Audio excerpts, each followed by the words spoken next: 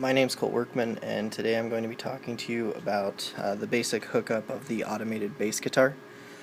This semester I was asked to just basically get the hardware working, because in the past they were basically blowing up these stepper drivers as well as some of these stepper motors.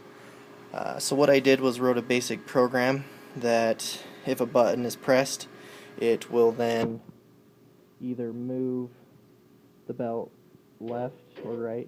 I guess it would be right or left, as well as the compression of the solenoids and the plucking mechanism.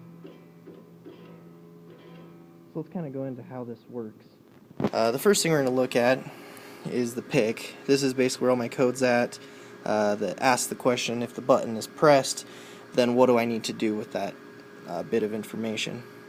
So the way the stepper drivers work is there's basically two pins you have to worry about.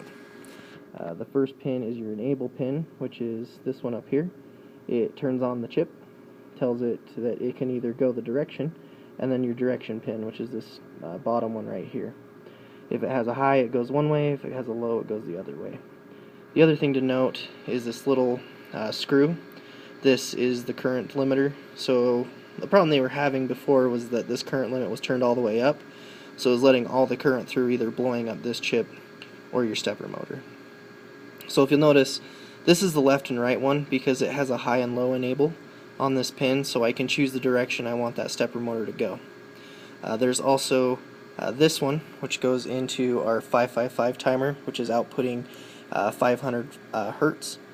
In Eric's code, he actually has it set up on the pick to output that signal, but for testing purposes with just getting the hardware going, I just set up a 5.5 timer at 500 hertz.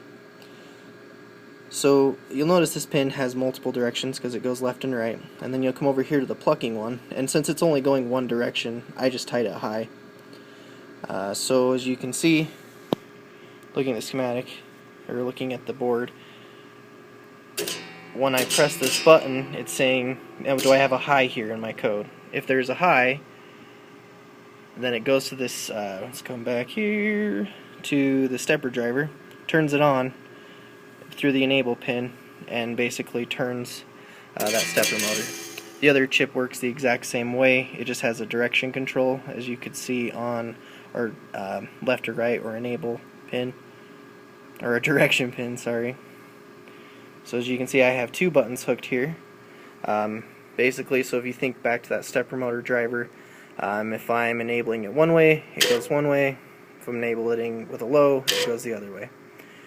The last thing is our compression, which that is hooked up also through the pick, but this is working a little bit different because it's not actually using stepper motors, it's powering those solenoids.